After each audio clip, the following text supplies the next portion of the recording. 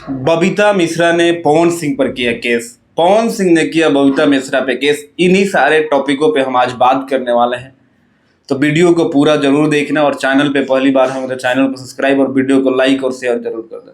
दोस्तों, भोजपुरी इंडस्ट्री एक ऐसी इंडस्ट्री है जहाँ पे कुछ भी चीजें होती है वो विवाद के रूप में सामने आ जाती है, चाहे अच्छा हो या बुरा। भोजपुरी जो हमेशा विवाद में ही रहती है और भोजपुरी के एक सुपरस्टार हैं पवन सिंह, जो जब से सोशल मीडिया का दौर आया है तब से ये विवाद में ही है।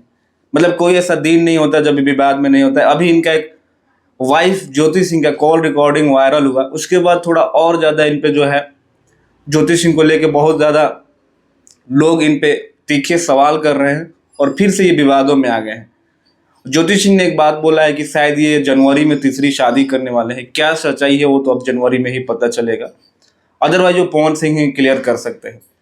लेकिन इन्होंने अपने नाम का, अपने नेम फेम को क्रिटिसाइज करने के लिए, यानी जो है बबीता मिश्रा के द्वारा इनको डिफेम करने की जो है एफआईआर कराई गई है कि वो मेरे पीछे जानबूझ के पड़ी है। और रियलिटी है, पिछले 1-2 साल से जब से ज्योति सिंह ने बबीता मिश्रा का इंटरव्यू दिया था तब से बबीता मिश्रा पवन सिंह पे कुछ ज़्यादा ही वीडियो बना रही है, चाहे पर्सनली जा रही है। उसके देशवा न्यूज के जो मालिक भी वो भी कह रहा है कि हम लोग पवन सिंह के खिलाफ में हमेशा वीडियो बनाते रहेंगे। लेकिन ऐसा नहीं है, आप न्यूज एंकर हो, आपके पास तमाम मुद्दे हैं।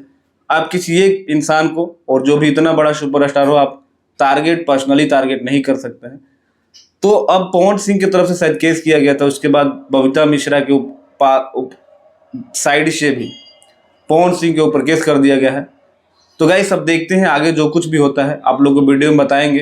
बाकी मिलते हैं अगले वीडियो में, तब तक भाई को इजाजत, नमस्कार।